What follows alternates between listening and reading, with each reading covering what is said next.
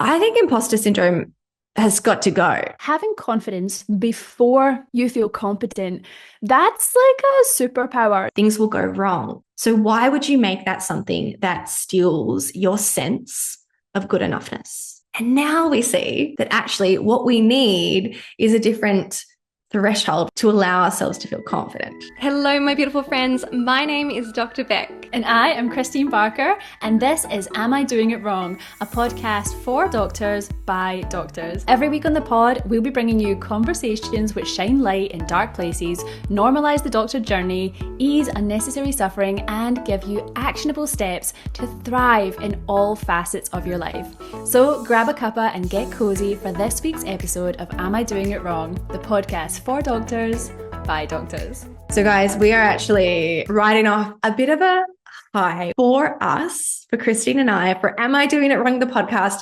We had our first in-person speaking engagement event, which is just so fun because when we started the podcast, we knew that there was this gap that needed to be filled in medicine. I mean, there are lots of great initiatives and changes happening in medicine right now, which is absolutely so necessary. And as much as a lot of the wellness initiatives are helpful and a lot of them are not so helpful, a little bit more on the tokenistic side, something that was still missing was people, doctors, practicing clinicians, us as a group, having the conversations about the things that are really, really hard in medicine. We just did not think we could get away with having a culture change in medicine without facing these things head on, by trying to what otherwise ignore them, brush them under the rug, minimize them. We have always known that speaking about these things, normalizing these things, and talking about how unusual our lives are as doctors was going to be a core part of not only making a change, but also working out what changes need to be made. Like, until doctors, clinicians actually start to talk about what is hard and what is great in their days, how do we know what we need to change before we go out and make all these wonderful, amazing system changes? So we're so delighted. I feel so honored that we have been able to connect with you guys on such a level, and that we've had this connection based on, we need this. This is a good thing. We want more of this in medicine. I'm just really excited that the podcast has a place, and I'm really excited for more of these conversations spreading out into all of medicine, hopefully in the future, as Kristeen and I do more events together. So I just wanted to have that bit of a gush about the podcast, but we also need to gush about this crew that we got to hang out with. Oh my goodness, I want to gush so much. So we, like Becc says, we were so excited to be invited to this public speaking event. It was here in Melbourne. There is a network of geriatrician advanced trainees, and they have their directors of training as well. And every Thursday they have an education session, and it was their last education session of the year. And so they invited us along to this in-person event. There was a beautiful event space. It was just gorgeous. And it was incredible just to be able to connect with so many like-minded people. They were our people. Absolutely. So if you're listening, you know your peeps. We love you. It was so much fun going around. I met a lot of people that were in my other audience, so not even just the podcast audience, but maybe previously when they were studying for their exams. And it was just my absolute privilege. And I don't think those people realize like how much they inspire me and how much a fan I am of them. And I just think that it was so high vibe. And yeah, if there's more of that in our future, that would be incredible. It was such a privilege and an honor. So thank you so much for having us, Geriatricians Victoria. We love you, and I hope that we keep those connections in the longer term. It was a ball. So yeah, thank you. And so riding the high from that, and we also in that workshop we delivered like a workshop on imposter syndrome, which is what we're going to be talking about today. Now, of course, we gave 2 hours of content or whatever about imposter syndrome, so we're not going to cover it all. But what we'd love to do here today today is give you the highlights. And right before we came on, actually, Becc and I discovered that we actually disagree a little bit on imposter syndrome. We have different ideas. And so we're going to discuss those different ideas today. And I guess you can let us know what your ideas are in the comments below. Please let us know in the comments. Before we start talking, just think about it. When you think about yourself, do you have imposter syndrome specifically as a doctor? It depends where you are in training. I suspect, for the doctors in training, for people who are still on their specialist journey path, you guys, I think, will almost be a unanimous yes. And you'll probably all cite the same reasons for that, well, you haven't got the skills yet. You haven't built up that experience and that competence yet to give yourself permission to be confident in yourself. And then also, I know we have a big population of consultants. I think we're kind of like a 50-50 split when we look at the age population of our audience. But I know with our consultants, you probably already have a bit of a different relationship with imposter syndrome because you have already lived through the arrival fallacy of being that doctor in training and achieving everything you wanted to achieve and everything that you probably subconsciously suspected would finally make you feel confident, would finally certify you as somebody who has permission to feel confident, because now you're not only a doctor, but you're a specialist, right, in your field. And you're experienced. You've got all this experience under your belt. But you guys will be the one who will already be a little bit suspicious of this concept of competence making you confident. And that's what we want to start with talking about today. Kristeen, as a consultant nephrologist of so many years now, I don't know how many years. Is it 7? 6 or 7?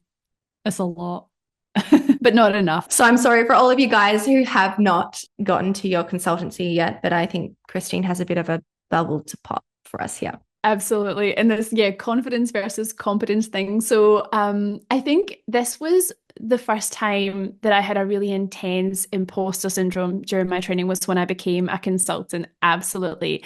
And I managed to score a job at a major tertiary centre. And I was so fortunate. And honestly, I don't want to put myself down, that it was just right place, right time. And I was so grateful for that position. And of course, it must have meant that I had value to add to the place, but equally, when you go from, these transitions in your career, when you go from medical student to doctor and then from basic training to advanced training, and then all of a sudden you're in that consultant realm, it is a whole new ball game. You're a lot more aware that you're the person that people are looking to. And yet, there is a time in your career when you've been a consultant for about 3 minutes and you were a registrar last week and you're like, oh, what is happening? Like, this doesn't feel right to me. And so I did have imposter syndrome 100% when I started out as a consultant, and it wasn't nice at all. And I think something to sort of delineate is the difference between imposter syndrome and just self-deprecation. I think self-deprecation is kind of a funny sense of humor thing. I'm all about it. I do it a lot, but it's just not the same. So self-deprecation, an example would be like a few weeks ago when I was in clinic and I brought a patient in from the waiting room, and I would say to the patient, oh, hi, my name is Kristeen. I'm one of the kidney specialists. We're just in room 2, right? And every time I did it, I would hear this little voice in my head be like, really? That's a bit grown up, isn't it, Kristeen? For someone with your personality, how do you sort of pull that off? But it wasn't it wasn't really putting myself down. It was just kind of laughing at how I know who I am as a person in my house versus who I am when I'm a doctor. And it does seem a little bit serious for my personality type. So it was just kind of laughing at myself, but it was overall a positive feeling that I had. Contrast that with imposter syndrome, which feels a lot more like, I don't know enough to be here. What if someone asks me a question I don't know the answer to? Oh my goodness, I don't know enough. What if someone finds out I don't know enough? That kind of thing. And you can just feel how much anxiety those thoughts give. Like, they feel really heavy and awful. So the imposter syndrome was real, and it was a real source of pain, I guess, as I was going through those early years of my training.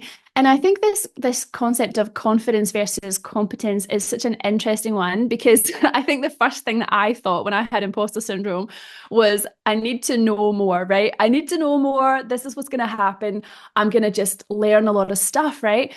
But the problem with that is that medicine is infinite and you're never, ever, ever going to know all of the things. So even if you study something really well, you become real expert in one area, there'll be a whole other area over here that you haven't touched. Meanwhile, the area that you're quite good at is still updating on a regular basis. You cannot win, right? It doesn't matter how much you know. And of course, I'm not saying you shouldn't learn stuff. Doctors are always on a lifelong journey of learning, and it creates amazing patient care, but it's not the cure for imposter syndrome. So I think that was one of the points that we made in the session, was that, yeah, knowledge is not the answer. So how does that sit with you in terms of this confidence, competence aspect? I even love that you've already started to break down what imposter syndrome really means to you, what it was to you. And this is why. So I know this is a little bit controversial, guys, but I think imposter syndrome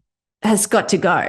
The term imposter syndrome, I think we should get rid of it, because you just have to hear Kristeen speak for a little bit of time to explain why she had imposter syndrome, to understand that this is such a normal reaction to our environment. And for me, the biggest problem here, or the first hurdle that we have to come over, is the fact that when we call it imposter syndrome, we pathologize it. And it's totally mystical and untouchable. You know, we just tell ourselves we have this problem of imposter syndrome, and that, you know, everybody, like, you know, lots of us have it, and therefore it is what it is, and we just have to keep moving. Contrast that to the reasons that she wasn't feeling confident, i.e., the thoughts that were creating this sense of doubt and anxiety and inadequacy and hesitation. And that's really how I would like for us to talk about imposter syndrome, because suddenly now we've got something to work with. Now we've got actually a problem that we can solve. We've got thoughts that we can manage. We've got emotions that we can manage. But before that point, it's just this kind of phenomenon that we all expect to experience and just have to onwards with, right? When we do that process of figuring out what thoughts are making us feel not good enough, inadequate, unworthy, like we're not belonging, that is the moment that it is depathologized. As Kristeen said, complete competence, and i.e., you know, I think as a lot of doctors define it, and as our minds will automatically define it, is often knowing everything and being skilled and capable, almost having mastered every practical, you know, procedural part of medicine. And it's just not possible.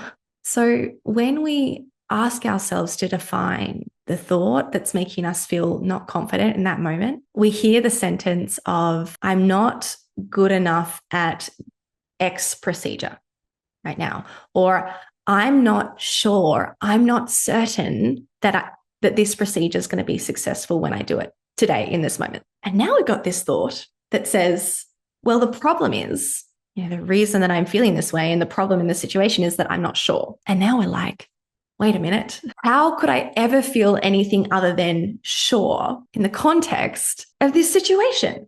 How could I ever feel anything other than not sure when I can't predict the future? And I can't control every single aspect that needs to be controlled for this procedure to go 100% definitely well, or to my expectations. And now we see that actually what we need is a different threshold for us to allow ourselves to feel confident, which brings me to, you know, our next point here, which is that confidence isn't something that you just earn by that competence. And you don't only allow yourself to feel confident when you're competent, not only because, you know, of that equation you've made up, but actually we realize that we want to give ourselves permission and give ourselves what we need to feel confident, so that that will actually help our performance. It's actually one of the things that we can control in this situation. We can control how we feel. We have some level of control how we feel. And that's something that's going to help us perform and in the way we want to and meet our own expectations. So that's my kind of perspective of imposter syndrome. I think, The worst thing that we can do, and the worst thing that I do for myself, is pathologize it. I make it a problem. My mind is having doubts in an uncertain situation. My mind is trying to make some generalizing, sweeping statement about whether I'm good enough or not good enough without having a clear definition of what good enough means in the first place. And in a world that is uncertain, in clinical practice, which is uncertain. So when we can stop making that a problem and then get down to the more tangible, actionable thoughts of what's driving that not good enough feeling, that inadequacy, that lack of confidence, now we can actually start to work with our minds and give ourselves a chance to create confidence in a place where we didn't before, so that you can get what you actually want, which is to feel a little bit more confident. So I'm so glad we got to talk about this, Kristeen, because I know we all like the label of imposter syndrome because it so beautifully describes what we're experiencing. It's such a good way for us to connect. And in some ways, it is this nice normalizing thing of like, I feel I'm a successful person and I don't feel totally confident. And that's okay. That's a great thing. But then when it comes time for us to help ourselves and take action in that moment, I think it can be really useful to actually throw away that imposter syndrome label. I love that. And there were so many themes in there, in particular, feeling not good enough and being uncertain. I think that was really, really powerful, and saying that we would translate what we regard as imposter syndrome, which is those feelings of not good enough and being uncertain, into tangible questions about why are we feeling that way, and try to unpack it and actually work with it. So I absolutely love that. But I feel like having confidence before you feel competent, that's like a superpower. So I'm wondering how you do that, because another kind of mistake that I made with my major imposter syndrome as a consultant is that I thought to feel confident in the absence of complete confidence, I needed to just change what I looked like, what I was wearing, right? So I got real purdy, went to Maya, which is a department store in Australia, got some nice jackets and shoes, fake it till you make it. I went dressed up because I thought that was going to help. And I didn't know more when I was wearing my nice jacket, Becc. I was still the same person. And I was well aware that I was faking it till I made it. I didn't know when I was going to make it, but I just, anyway, looked great. Didn't really have confidence. How do you get confidence before you have competence? It is a skill. You're so right. It's a total skill, and it's one that doesn't come naturally to us. So the first thing, I think, is recognizing that, or working out for yourself, doing a bit of self-discovery and working out, is confidence something that I want? I want to start there because a lot of us instantly, with our automatic thoughts and how we've been conditioned over our lives, will think that confidence is something that we don't want, especially in the absence of total competence, right? We really want our confidence to come from the certainty of our competence. So when you ask yourself that question, you're going to get all of these thoughts come up that show you your blocks to confidence. And I'm offering that because I can tell you a couple of my old blocks to having confidence before competence, which were things like, I was worried about that perpetuating my ignorance. If I felt confident, then I wouldn't be motivated anymore to build my competence. And I would just be condoning the ignorance that I had. It's like I would lose my motivation to build my competence. That was one of my fears. Another one of my fears is kind of along the same lines. It's arrogance, worrying that if I was confident, I would suddenly somehow care less than other people, or it would equate to some sort of sense of superiority or righteousness. So instantly, for me, having those two old associations with confidence meant that I had no motivation to build my own confidence. So the first thing is looking at, do you actually want confidence? And when you bring up those blocks and you can work with your mindset to move those blocks aside, you might also see that confidence is something that you want, because it's also a part of what enables you to build competence. It's a loop. We've all had the experience of the way that competence can contribute to confidence. That's one part of the loop. But people forget the other half of that loop, the competence-confidence loop. That confidence in itself helps you build competence. And you only need to look from the other perspective of how doubting yourself and criticizing yourself and being paralyzed by uncertainty, how those things still opportunities for you to build competence, because they make you smaller, right? They make you doubt whether it's your place or you have the ability, or whether you should step in and start taking action and start learning. You know, how do we learn? We learn most powerfully by doing, rather than sitting back and reading and learning, or that at least has to be a part of the total loop of building competence. When we don't give ourselves the confidence to start taking action, then we steal this ability to build that competence in that way too. Yeah, and I absolutely love that. And I was thinking how on previous episodes we've talked about how confidence is, I guess, the willingness to show up imperfectly, maybe fail at something, maybe be seen and have a risk of failing in public or whatever it is. And I feel like whenever we show up to work as doctors, it does take a degree of confidence to put ourselves out there, make decisions for patients, back yourself. All of those things are confidence. But I think when I think of confidence, I often think of the kind of extroverted person who's just got so much self-assurance that's so visible. But I think it's important to recognize that there's this other confidence, which is just about being safe in yourself, having your own back, to show up and for things not to go perfectly and for you to still be okay, and let that be the definition of confidence. Because like you say, that is the recipe. Like if you can show up to work and sort of allow yourself to maybe not know something, maybe need to look something up, maybe just like be comfortable in your own uncertainty, like understand that it's, you're not going to know everything, and actually be comfortable there, then your mindset's going to be so much more open to learning and filling in the gaps in your knowledge than it is if you're like, oh my God, I'm dying inside, I don't know anything. Oh my God, like who wants to go to the library in that mood, right? So I guess that's exactly what you're saying. The confidence is just feeling safe to show up imperfectly and then build on that. And then that magical loop happens. Yeah. What you've said, it's coming back to our, the reason why a lot of us justify our imposter syndrome, why we think that we can't be confident, is because we think we need competence first. And it's that definition. So firstly, if that is our definition, then we never get to feel confident, because you are never going to get to be 100% competent in that old, automatic way that our mind defines it, of definitely knowing everything and knowing that you can control everything to make the outcomes work out how you want them to work out. You don't get that in medicine.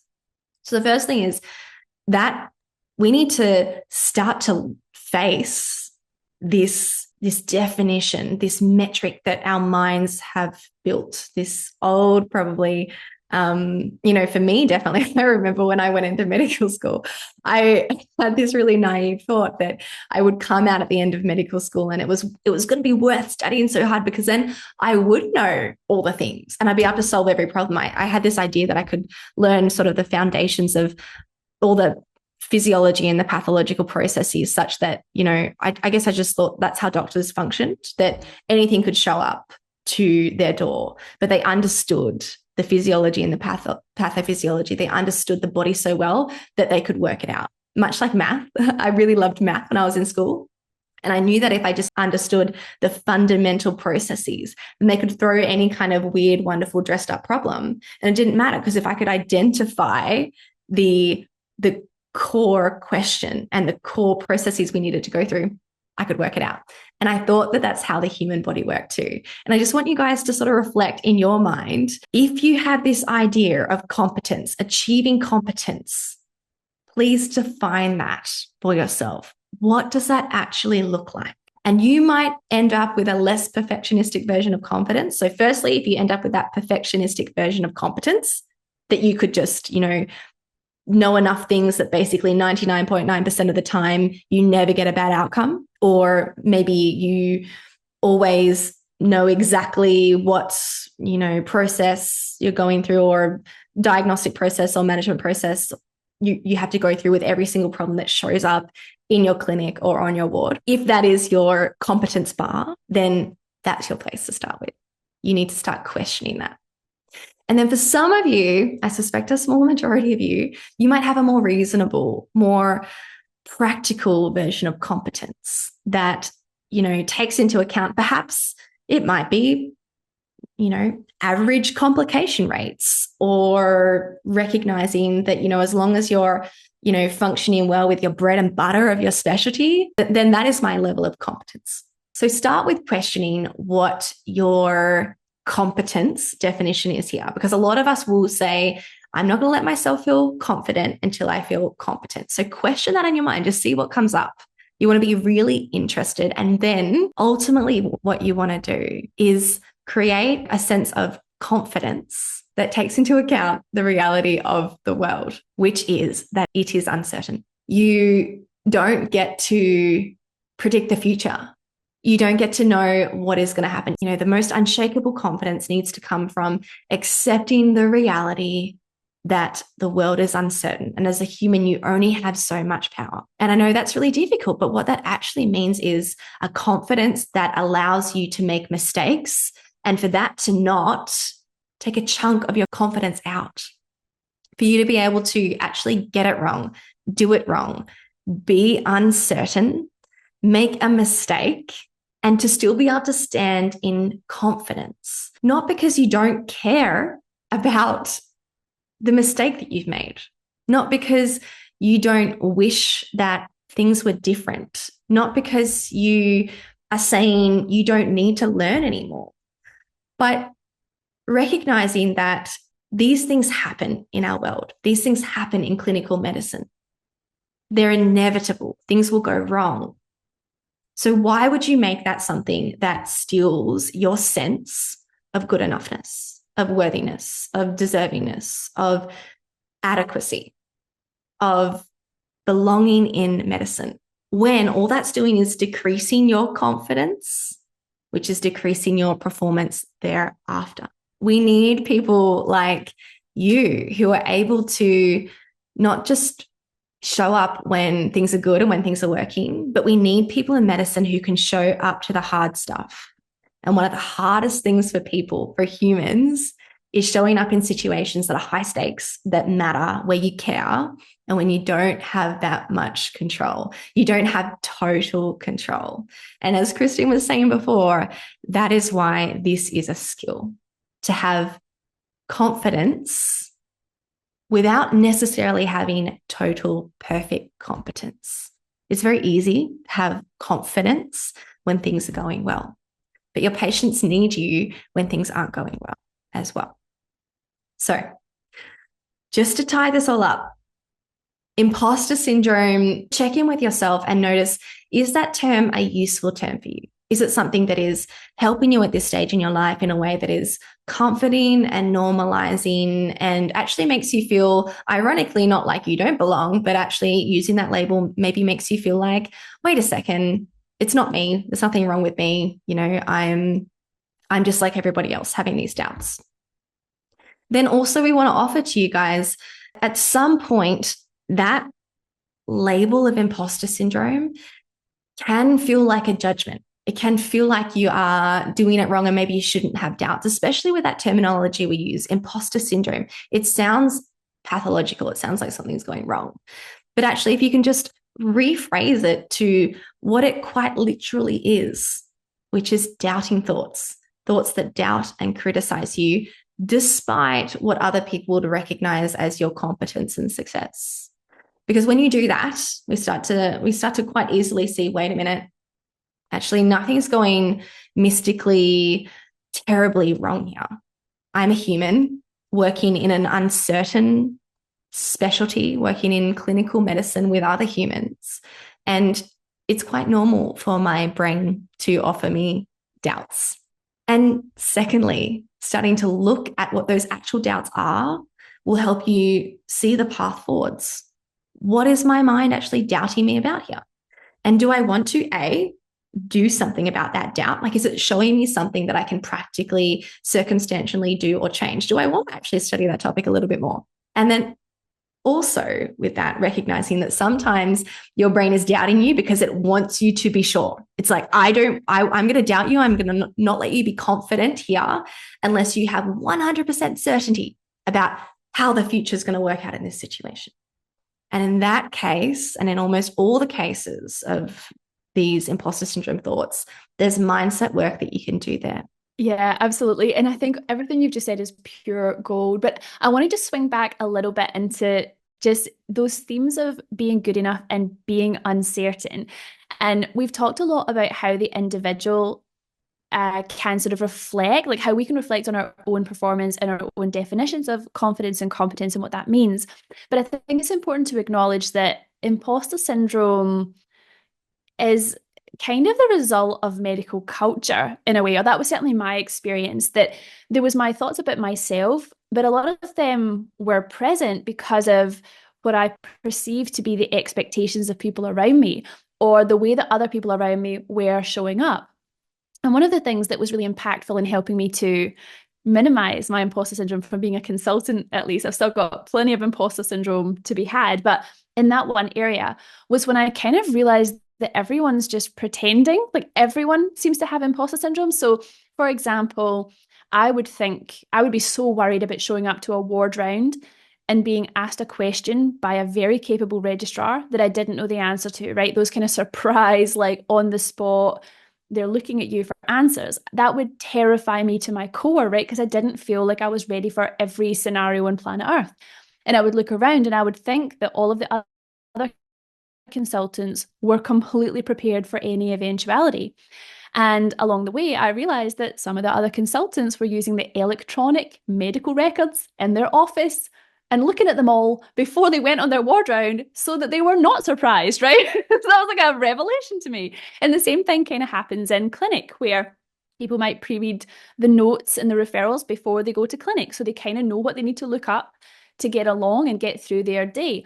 And it made me realize like a lot of people are just not even like, I guess they're maybe not pretending, maybe that's a bit harsh, but it's not what you think it is. But yet this culture around us where no one's really telling you how much they prepared for their ward round or their clinic, and you find that out as kind of like an incidental finding.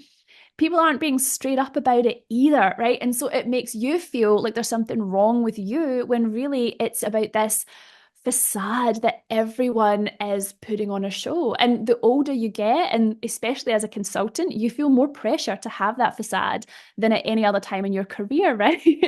And it can just be awful. So I think it's important to acknowledge that there is a major influence around us from our colleagues or peers. And it makes us feel like we need to be showing up in a certain way. And it's just not the case. Everyone's dealing with the same battles of uncertainty at the end of the day. That's right. Imposter syndrome, i.e., thoughts of doubting yourself, is more normal than abnormal. Can we just all agree that this is how our brains work and we don't want it to go away? We don't want it to go away. So this is where at the start of the episode, I said that Becc and I feel completely differently about imposter syndrome because Beck's trying to annihilate imposter syndrome and make it a term that we no longer use. And she wants to flick it into a new term. Whereas I would say right now, I have major imposter syndrome and it's a very real thing. So I guess I just wanted to unpack that a little bit because we mentioned it at the start. So if I was to say to you, Becc, right now I'm having extreme imposter syndrome because I want to make a clinical skills course. I want to do something to do with clinical skills, short cases, that type of thing. And what's also true is when I was sitting my clinical exam, I found it really, really hard. And as a consultant, I never really do a neuro exam. So, all very valid reasons to not be feeling like I'm confident or competent.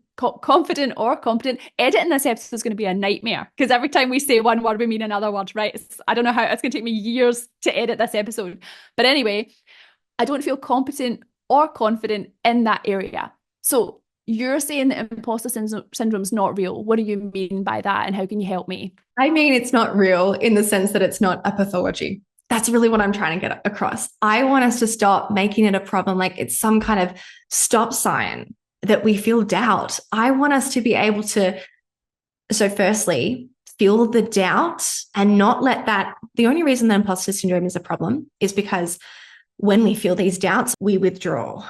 We don't take the action that a confident person would take. a not confident person versus a confident person, even with the same level of competence, are going to take different actions in one moment. And we all know that the confident person is going to get more done. They're going to have a bigger impact. But the other reason that I don't like the term is because I feel like it takes us down this downward spiral of judging ourselves, as opposed to, I think, what it's, meant to try and do, which is normalize it. And then if we can just stop using this cloud of imposter syndrome and instead start saying in that moment, I feel inadequate or doubt or even just hesitation because I'm thinking because I wasn't good at the neuro exam when I was earlier in training, then I shouldn't be creating this incredible clinical skills teaching. And you're like, wait a second. Now we can work with that thought. Very different to, I have imposter syndrome about this, which for me, like the moment I say that, it just creates more anxiety. You're just like, I have anxiety. Oh no, I have anxiety. Oh no, now I have more anxiety, sort of thing. Whereas when we get down to the thought level, and this is really what we do with mindset coaching, the thoughts show us why we feel the way we feel. And in doing that, they also give us an option to not think positive, but just take that sentence like, I shouldn't create this amazing teaching now because I wasn't, excellent at this or even good at this at an earlier time. Like, is that the logic that we're going to use? And instantly, when you start to question those thoughts that create the anxiety and stress, the anxiety actually starts to decrease just in the process of questioning, just in the recognition that maybe it's possible that that isn't the only truth in this scenario. And in fact, it might not be true at all. So that's why I want to throw out imposter syndrome. I think it puts this blockade in the way of us being able to support ourselves in what we really need in that moment. And it almost makes, of course, as I was saying, this feels like a little bit of a paradox, but it's a nuance here. On one hand, we are going to feel some level of anxiety for the rest of our lives as humans, because when humans don't have total control and total certainty, they worry about their survival. They worry about their thriving. And that's a good functioning brain, right? To have that vigilance that says, what can I control here? But on the other hand, we have all of this extra anxiety that comes from thoughts that we don't even believe. Kristeen doesn't believe that logic of, because I wasn't good at it then, means that not only am I, not going to be good at it now or can't get good at it, but also I'm not going to embark on this journey of doing the actual learning process that Kristeen's like the most masterful learner. And that's why she's such a good teacher, right? So there's so many layers of things that Kristeen's like, wait a second, I don't believe that. Just in that one thought. And that's one thought in her mind. There are layers and layers and layers of this story that we can also pick up and look at. And then instantly you relieve all of this key unnecessary anxiety.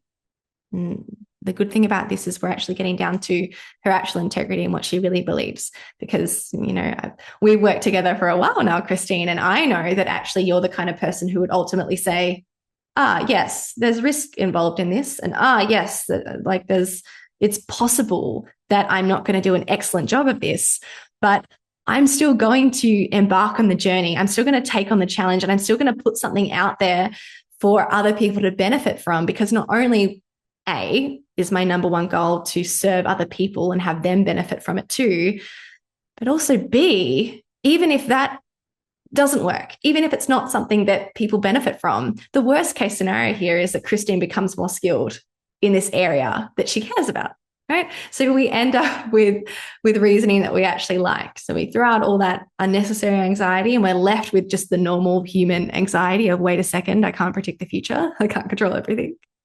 And in that process, we get closer and closer to our integrity.